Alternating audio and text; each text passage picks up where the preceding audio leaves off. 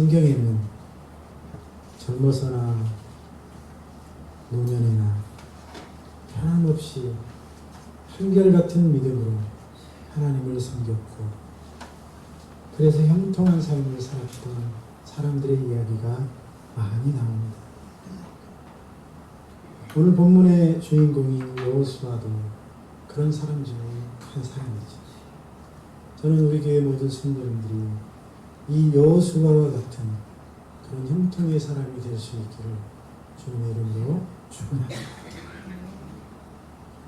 오늘은 그래서 바로 그 여호수아의 삶을 살짝 들여다보면서 여호수아가 마지막까지 흔들리지 아니하고 하나님의 귀한 종으로 쓰임 받으며 형통하게 살았던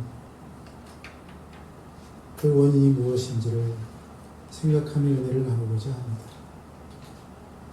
여호수아는 어떤 사람입니까? 이스라엘 민족의 위대한 영도자였던 모세가 요단강 맞은편 모압 평야에서 죽은 뒤에 후계자로 지명을 받았던 사람입니다. 사실 그 이전까지 여호수아는 모세를 따라다니며 그의 심부름을 하던 몸종이었습니다. 별 볼 일 없는 그런 삶을 살고 있었습니다.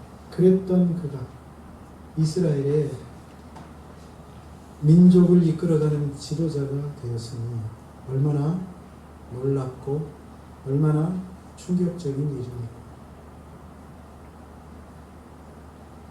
여호수아 자신도 아마 놀랍고 두려웠을 것입니다. 물론 그가 이스라엘의 지도자가 되어 하나님이 주신 그 민족을 가나안 땅에 인도하는 그 일, 가나안을 점령하는 일을 무리 없이 완수할 수 있었던 것은 하나님이 그와 함께 하셨고 그를 도와주셨기 때문입니다. 할렐루야. 5절로 6절이 바로 그 말씀을 하고 있습니다. 하나님이 바로 그 여호수아에게 하시는 말씀, 이 말씀을 여러분에게 하신 말씀으로 들을 수 있기를 축복합니다. 내 평생에 너를 능히 대적할 자가 없으리. 내가 모세와 함께 있었던 것 같이 너와 함께 있을 것이니 내가 너를 떠나지 아니하며 버리지 아니하리니. 할렐루야. 강하고 담대하라. 너는 내가 그들의 조상에게 맹세하여 그들에게 주리라 한 이 땅을 이 백성에게 차지하게 하리라. 여러분, 이 말씀은 하나님이 여호수아에게 힘을 불어넣는 말씀이죠.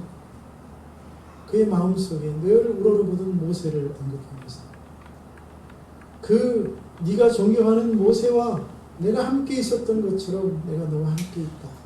그러니 두려워 말라. 힘을 내라는 말씀 아닙니까? 그런데 이 말씀을 가만히 곰곰이 생각해 보면 이 세상에서 형통하게 사는 비결을 발견할 수 있습니다. 그것은 하나님이 함께하는 삶입니다. 하나님이 함께 하시면 형통한 삶을 살게 된다는 것이죠. 하나님은 누구와 함께 하십니까? 어떤 사람과 함께 하시죠? 오늘 말씀을 통해 그렇다면 하나님이 함께 하셔서 형통한 삶을 사는 사람은 어떤 사람인지 생각해 보십시오. 하나님은 무엇보다도 큰 꿈을 가진 사람과 함께 하십니다. 큰 꿈. 여호수아가 가진 꿈은 저 가나안 땅 정복, 가나안 땅 점령이라는 꿈입니다. 가나안 땅은 천국을 상징합니다. 여러분, 천국보다 더 큰 꿈이 어디 있습니까? 내가 천국에 들어가는 것. 그 천국을 소유하는 것보다, 그리고 그 천국에서의 영원한 삶을 소유하는 것보다 우리에게 더 크고 아름다운 꿈이 어디 있습니까? 저와 여러분이 이 꿈을 꿀 수 있기를 축원합니다. 여호수아란 이름은 히브리어 고유 명사예요. 여호와께서 구원하신다는 뜻입니다. 신약에서는 이 이름이 예수님의 이름이 됩니다. 예슈. 그래서 여호수아는 예수님을 예표하는 인물입니다.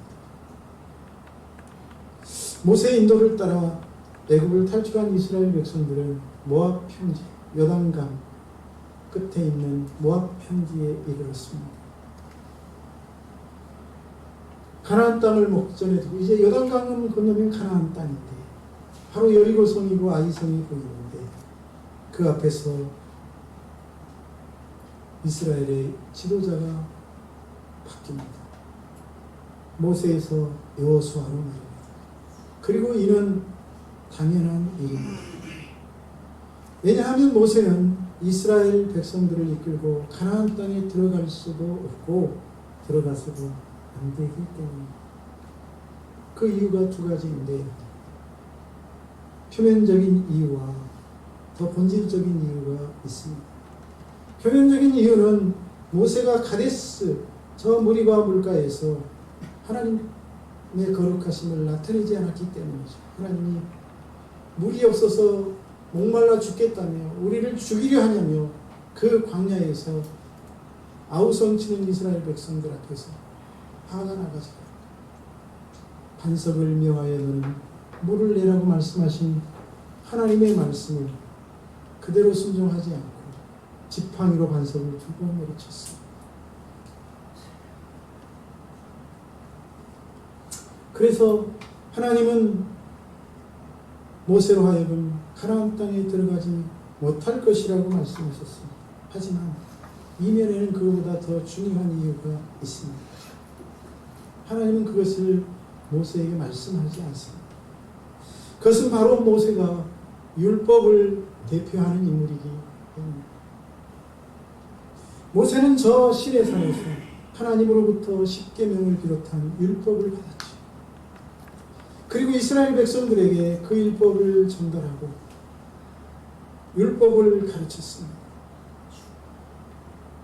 그 이스라엘 백성들과 시내산에서 하나님의 백성 그리고 하나님은 그들의 하나님이 되는 언약식을 행하면서 그들이 율법을 지키면 복을 받고 말씀대로 살지 않으면 복을 받지 못한다고 선포했습니다. 그래서 모세는 율법의 대표자요 율법을 대표하는 사람입니다. 물론 모세도 예수님을 예표합니다. 이스라엘 백성들을 애굽왕 바로의 손아귀에서 해방시켰고 바로와 싸워서 그들을 구원했기 때문입니다. 그것은 분명 사람들을 죄와 사망에서 사단의 손아귀에서 구원해내신 예수님의 모습을 보여주는 사건입니다. 하지만 그럼에도 불구하고 모세는 율법을 대표하는 인물입니다. 율법은 어떻습니까? 율법으로는 천국에 들어갈 수 없습니다. 율법에 문제가 있기 때문도 율법이 불완전한 법이기 때문도 아닙니다. 율법을 통해서 천국에 들어갈 수 없는 것은 사람 때문입니다. 사람의 연약함 때문이지요. 선하신 하나님은 인생들을 위해 지키면 복을 받고 생명을 얻는 율법을 주셨지만 사람은 그 법을 온전하게 지킬 수 없습니다. 하나님이 주신 율법은 완전한 법이요 인간의 그 법은 영생을 얻는 법이지만 인간의 불완전함과 연약함으로 그 율법으로는 구원과 생명에 이를 수 없게 된 것입니다. 율법은 거룩하신 하나님을 보여주고 생명의 길, 영생의 길을 보여주었거니와 율법으로는 그것을 얻을 수가 없다는 것이 인간의 모습입니다. 그것을 상징하는 장면이 신명기 32장 48절 52절입니다. 모세가 죽기 직전에 하나님의 말씀을 따라 느보산에 올라 저 멀리 요단강 건너편의 가나안 땅을 바라봅니다. 가나안 땅은 천국을 향합니다. 하지만 그는 그 요단강을 건너 이스라엘 백성들을 이끌고 그 땅에 들어갈 수 없습니다. 48절 바로 그날에 여호와께서 모세에게 말씀하여 이르시되 너는 여리고 맞은편 모압 땅에 있는 아바림 산에 올라가 느보 산에 이르러 내가 이스라엘 자손에게 기업으로 주는 가나안 땅을 바라보라는 거예요. 내 형 아론이 호르산에서 죽어 그의 조상에게로 돌아간 것 같이 너도 올라가는 이 산에서 죽어 내 조상에게로 돌아가리니 이는 너희가 신광야 카데스의 무리바 물가에서 이스라엘 자손 중 내게 범죄하여 내 거룩함을 이스라엘 자손 중에서 나타내지 아니한 까닭이라. 내가 비록 내가 이스라엘 자손에게 주는 땅을 맞은편에서 바라보기는 하려니와 그리로는 들어가지 못하리라 하시니 율법은 맞은편에서 가나안 땅 천국을 바라보게 해줍니다. 하지만 율법을 통해서는 우리가 그 천국에 들어갈 수 없습니다. 여기 이 말씀을 보면 표면적인 이유에 대해서 모세가 들어갈 수 없는 표면적인 이유에 대해서 하나님이 말씀해 주십니다. 하지만 이면적인 이유는 말하지 않습니다. 이면적인 이유는 예수님을 상징하는 여호수아가 이스라엘 백성들을 이끌고 요단강을 건너 그 땅을 취하고 그 땅을 분배하는 것입니다. 이스라엘 백성들은 가나안 땅인 천국에 인도하여 그 땅을 그들에게 선물로 준 사람, 그 사람은 율법을 대표하는 모세가 아니고 예수님을 대표하는 여호수아여야 한다. 우리가 구원받고 천국에 들어가는 것은 율법이 요구하는 행위 때문이 아닙니다. 우리의 죄를 위해 우리 대신 고난을 당하시고 저 십자가 위에서 못 박혀 죽으셨던 예수 그리스도의 그 사건 때문입니다. 갈라디아서 2장 16절은 말합니다. 사람이 의롭게 된 것은 율법의 행위로 말미암음이 아니요 오직 예수 그리스도를 믿음으로 말미암는 줄을 알므로 우리가 그리스도 예수를 믿나니 이는 우리가 율법의 행위로서가 아니라 그리스도를 믿음으로써 의롭다함을 얻으려 함이라. 율법의 행위로서는 의롭다함을 얻을 육체가 없나니라. 할렐루야. 율법으로는 구원을 받지 못합니다. 그렇습니다. 우리는 모세의 율법으로 구원을 받는 것이 아니라 예수님의 십자가의 보혈로 죄사함을 받습니다. 우리의 구주와 주님이 되어주시는 예수님을 통해 천국에 들어가는 것입니다. 믿습니까? 요한복음 3장 16절이 그 사실에 대하여 말하고 있지 않습니까? 하나님이 세상을 이처럼 사랑하사 독생자를 주셨습니다. 율법을 주셨으니가 아니고 독생자를 주셨습니다. 이는 그를 믿는 자마다 멸망하지 않고 영생을 얻게 하려 하십니다. 율법을 지키는 자마다 멸망하지 않고 영생을 얻는다는 것이 아니라 예수 그리스도를 믿는 자마다 멸망하지 않고 영생을 얻는다는 것입니다. 저와 여러분이 예수 그리스도를 믿음으로 천국 영생을 얻게 된다는 사실을 분명하게 믿으시기를 바랍니다. 그런데 우리가 예수님을 통해 죄사함을 받고 천국 영생을 얻으려면 무엇보다도 천국에 대한 꿈을 가져야 할 것입니다. 천국에 대한 간절한 열망이 있어야 한다는 말입니다. 이스라엘 백성들이 힘들고 고된 광야에서 그 어려운 시간들 40년이라는 시간을 견딜 수 있었던 것입니다. 젖과 꿀이 흐르는 저 약속의 땅 가나안에 대한 비전, 꿈이 있었기 때문입니다. 천국에 대한 꿈이 있었기 때문이란 말입니다. 그 꿈이 현재의 고난과 어려움을 견디게 합니다. 세상의 유혹과 환난과 시련을 이기게 합니다. 그 꿈이 저와 여러분을 지켜주고 그 꿈을 바라보고 우리가 힘을 얻고 다시 일어나게 되는 줄로 믿습니다. 본문에서 하나님이 여호수아에게 말씀하시는 것이 바로 그것이 아닙니까? 2절, 5절. 이제 너는 이 모든 백성과 더불어 일어나 이 요단을 건너 내가 그들 곧 이스라엘 자손에게 주는 그 땅으로 가라. 내가 모세에게 말한 바와 같이 너희 발바닥으로 밟는 곳은 모두 내가 너희에게 주었느니 이미 주었다고 선포하시죠. 광야와 레바논에서부터 큰 강 유브라데스 강까지 해쪽 속에 온 땅, 해 지는 쪽 대해까지 너희 영토가 되리라. 할렐루야. 무슨 말입니까? 가나안 땅에 대한 꿈을 가지라는 것이죠. 가나안 땅을 주겠다는 것입니다. 가나안 땅에 대한 꿈을 가지면 하나님이 함께 하셔서 그 땅에 들어가도록 형통한 삶을 살도록 해주시겠다는 말씀인 줄로 믿습니다.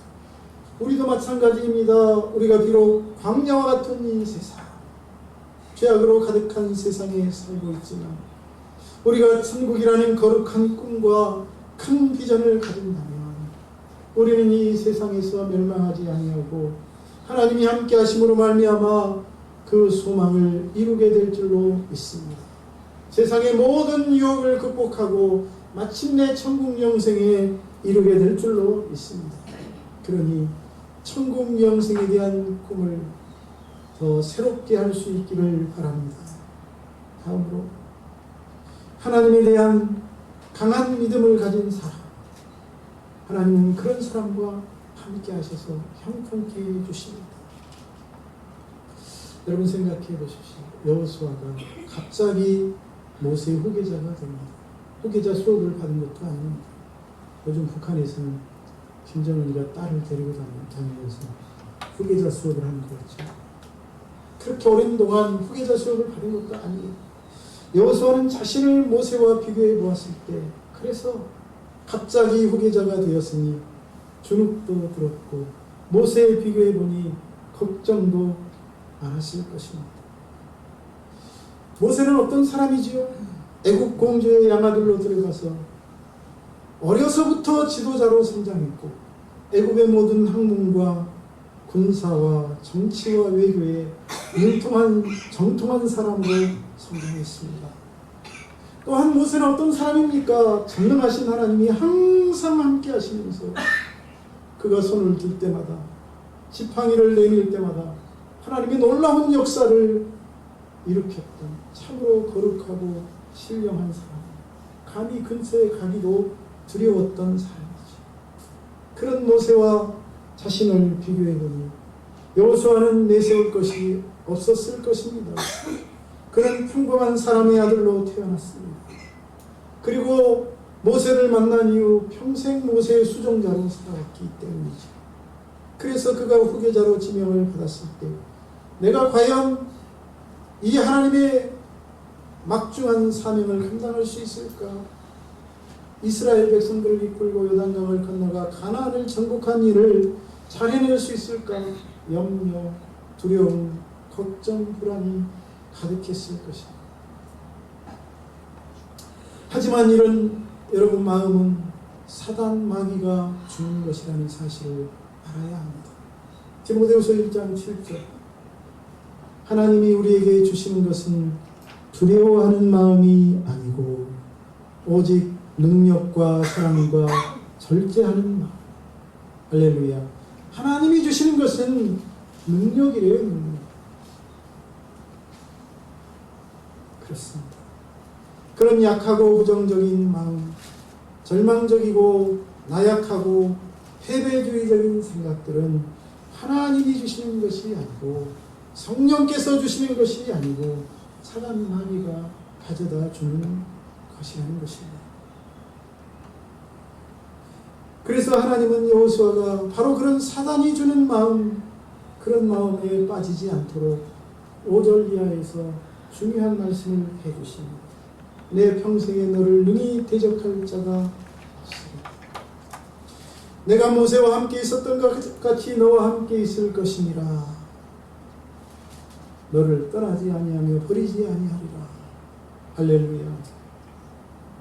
그리고 6절, 7절, 9절에서 그 연장선에서 말씀하십니다. 너는 마음을 강하게 하고 극히 담대히 하라고 말합니다. 여러분 이 말씀들이 무슨 말씀입니까? 하나님이 함께 하시고 하나님이 도와주심을 믿으라는 것입니다. 나를 믿으라는 것 아닙니까? 나를 믿고 걱정하고 두려워하고 염려하지 말라는 것이죠. 내게 맡기라는 것이죠. 여러분 우리가 마귀를 이기고 형통한 자가 되려면 무엇보다도 하나님에 대한 이 강한 믿음을 가져야 합니다. 하나님에 대한 확신이 있다면, 하나님이 나와 함께 하시고 나를 도와주시고 나를 붙들어주신다는 믿음이 있다면 우리는 어떤 상황에서도 흔들리지 않을 것입니다. 우리가 마귀를 이기고 형통한 자라가 되면, 그래서 하나님에 대한 믿음이 있어야 하는 것이죠. 그런 마음은 하나님에 대한 믿음에서만 생겨납니다. 저와 여러분이 이 하나님에 대한 믿음과 확신을 가지고 남은 생애를 담대하게 살아갈 수 있기를 축원합니다. 이사야 41장 10절 그 말씀을 통해, 다시 말하면 선지자 이사야를 통해 하나님이 우리에게 주시는 말씀도 바로 그 말씀입니다. 우리가 자꾸 두려워하니까 두려워하지 말라. 내가 너와 함께함이라. 놀라지 말라. 나는 네 하나님이다. 내가 너를 굳세게 한다. 참으로 너를 도와주겠다. 참으로 나의 의로운 오른손으로 너를 붙들겠다. 내가 함께하겠다. 내가 함께하니 두려워 말라는 거 아닙니까?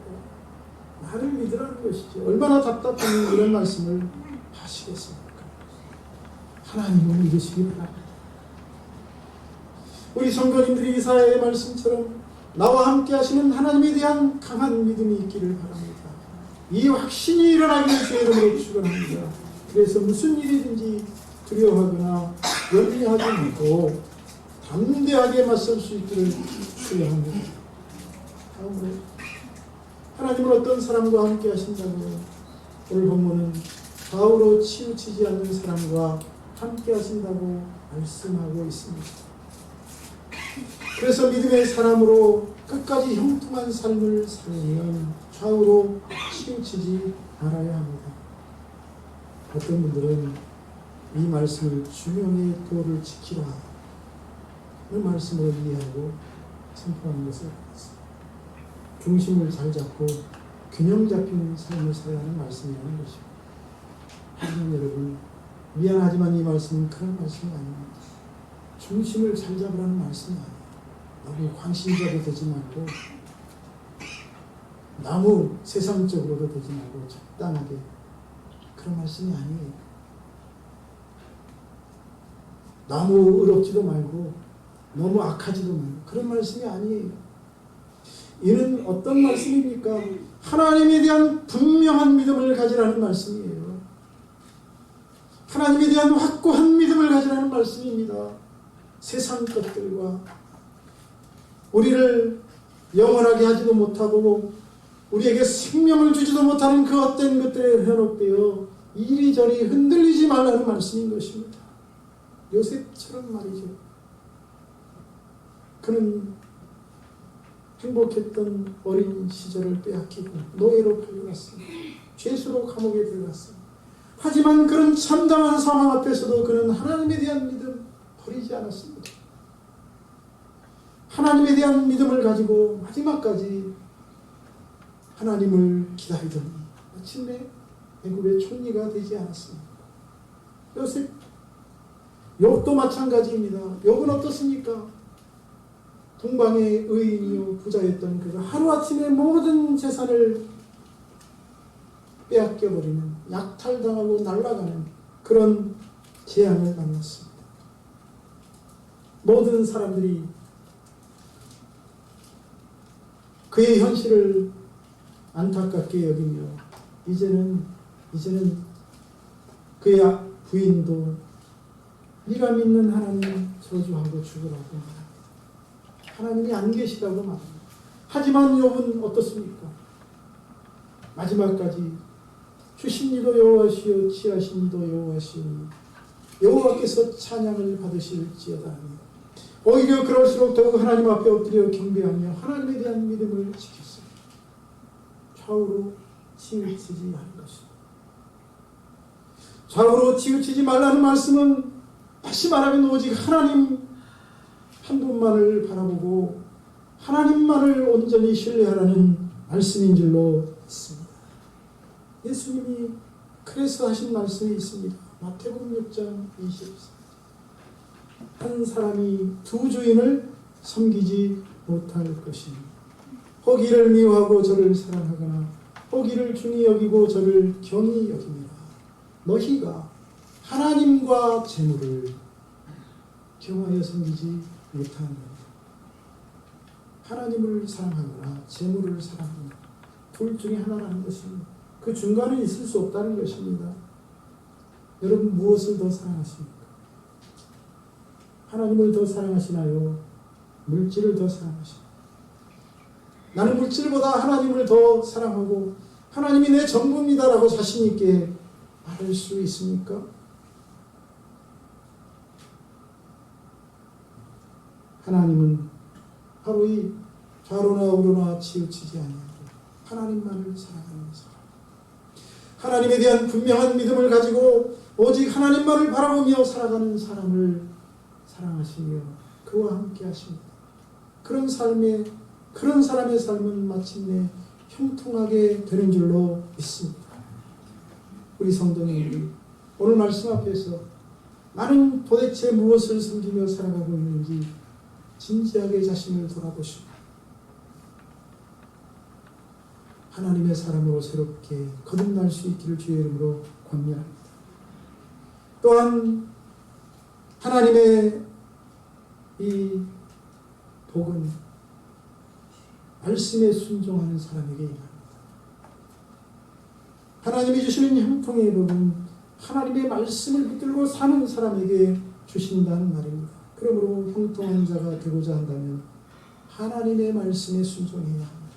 따라합시다. 하나님의 말씀에 순종하자. 본문 8절입니다. 이 율법책을 내 입에서 떠나지 말게 하며 주야로 그것을 묵상하여 그 안에 기록된 대로 다 지켜 행하되 그리하면 내 길이 평탄하게 될 것이니 네가 형통하리라. 하나님을 두려워하고 하나님의 살아계심을 믿는 사람은 이 말씀을 그대로 믿습니다. 형통함이 말씀을 지키는 데서 온다는 사실을 압니다. 이 말씀은 하나님의 말씀을 지키라는 말씀이고 결국 말씀에 순종하라는 말씀입니다. 왜 말씀에 순종해야 할까요? 왜냐하면 하나님은 곧 말씀이시기 때문에. 요한복음 1장 1절이죠. 태초에 말씀이 계시니 이 말씀이 하나님과 함께 계셨으니 이 말씀은 곧 하나님이십니다. 말씀이 하나님이시니 말씀을 지키며 말씀대로 사는 것은 하나님께 순종하는 것이죠. 그리고 이렇게 말씀을 귀하게 여기고 말씀에 순종하는 사람, 하나님이 사랑하시고 그와 함께 하시고 형통한 자가 되게 하실 줄로 믿습니다. 하나님이 이스라엘의 초대왕 사울이 하나님의 말씀 순종하지 아니하고 말씀을 경홀히 여기자 선지자 사무엘을 통해 왕이 여호와의 말씀을 버렸으므로 여호와께서도 왕을 버려 왕이 되지 못하게 하셨다고 선포하시더니 블레셋과의 전투에서 스스로 자살하게 만들지 않습니까? 그의 가문과 자손은 몰락하지 않았습니까? 또 유다 백성들이 하나님의 사자를 비웃고 그 말씀을 멸시하고 선지자들을 욕하자 그 백성들에게 진노를 쏟아 부으셨습니다. 심지어는 철 모르는 어린아이들이 산에 올라가는 엘리사를 조롱합니다. 대머리야 대머리야. 엘리사가 아마 대머리였던 것 같아요. 조롱하자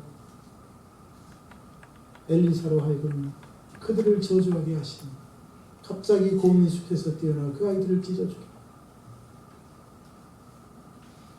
무슨 말입니까? 말씀에 순종하면 복을 받고 형통하게 되지. 말씀에 순종하지 않으면 하나님의 심판이 진노가 임한다는 사실. 지금 이 말씀을 듣는 이스라엘 백성들은 온몸으로 그 말씀을 느꼈을 거예요. 그들이 왜 40년 동안 지금 광야 생활을 했어요. 이제 막 광야 생활을 마쳤는데 왜 40년을 광야에서 고통을 당해야 했습니까? 하나님을 믿지 않았거든요. 말씀에 순종하지 않았거든요. 하나님이 약속하신 가나안 땅을 정탐하고 와서 온 백성이 울부짖으며 하나님이 우리를 여기서 죽이려고 애굽에서 이끌어냈다니 원망하고 불평하고, 그래서 하나님 말씀은 가나안 땅 정탐하고 왔던 날 40일 하루를 1년으로 계산해서 40년 동안 광야에서 일하게 하리라. 너희 입에서 나온 말대로 내가 그렇게 하리라. 여러분, 하나님의 말씀에 순종하는 것이 복인 줄로 믿으시기를 바랍니다. 말씀에 순종하는 자가 되어 형통한 자로 살아가시기를 축원합니다. 아멘. 또한 하나님은 맡은 일에 충성하는 사람과 함께 하십니다. 여호수아는 이스라엘의 지도자가 되기 전에 모세의 시종이 되어 자신이 맡은 일을 충성스럽게 감당했습니다. 모세로부터 인정받는 사람이었습니다. 인정을 받았다는 것은 그가 충성을 다했다는 뜻이 아닙니다. 또한 여호수아는 가나안 땅을 정탐하러 갔다가 10명과 같이 믿음 없이 부정적인 시각으로 바라보지 않고 마지막까지 하나님을 믿고 긍정적으로 하나님의 사람이 되어 충성을 다했습니다. 그랬기에 가나안 땅을 정탐했던 10명이 그 자리에서 죽을 때도 여호수아와 갈렙이 살아남았고, 또 그들의 동조했던 이스라엘 출애굽 1세대가 광야에서 40년 동안 다 죽었어도 두 사람은 살아서 가나안 땅에 들어갑니다. 모세의 명령에 따라 또한 여호수아는 아모리 족속 연합군 5족속의 연합군과 싸울 때에도 여호수아는 두려워하지 아니하고 하나님을 믿고 나가서 충성스럽게 싸웠습니다. 그 시간 모세는 산에서 손을 들고 기도했죠. 그러므로 여호수아는 이스라엘 백성의 지도자가 되어 하나님의 백성들을 이끌고 가나안 땅에 들어갔던 것입니다. 충성했기, 자신의 사명을 충성스럽게 감당했기. 저와 여러분, 하나님의 말씀에 충성을 다하는, 아니 맡은 사명과 주신 직분에 충성을 다하는 그런 성도들이 되어 형통한 삶을 살아갈 수 있기를 축원합니다. 이제 말씀을 맺습니다. 우리도 여호수아와 같이 형통한 자가 되십시다. 형통한 자가 되는 비결이 무엇이라고 했습니까? 하나님이 함께하는 사람이 형통한 자입니다. 그렇다면 하나님은 어떤 사람들과 함께 하시나요? 천국에 대한 꿈을 가진 사람, 큰 꿈을 가진 사람, 가장 강한 믿음을 가진 사람, 하나님에 대한 분명한 믿음을 가진 사람, 오직 하나님만 바라보고 좌우로 치우치지 않는 사람, 하나님의 말씀에 순종하는 사람, 맡은 일에 충성을 다하는 사람이었습니다. 저와 여러분이 그런 사람이 되어 남은 생애를 형통하게 보낼 수 있기를 축원합니다. 기도하겠습니다. 살아계신 하나님, 오늘도 하나님의 말씀을 통해서 우리가 이 땅에 사는 동안 형통한 삶을 사는 비밀을 깨닫게 해주시니 감사합니다. 오늘 주신 말씀 저희들 가슴에 새기고 하나님이 함께하는 형통한 사람이 되어 우리의 삶을 아름답고 복되게 살아갈 수 있도록 인도하여 주시옵소서. 이 한 주간 우리 창대교회 모든 성도들을 붙잡아 주시옵시고 여호수아와 같이 하나님의 영광을 위하여 살아갈 수 있도록 인도해 주시옵소서. 예수님의 이름으로 축복하고 기도하옵나이다.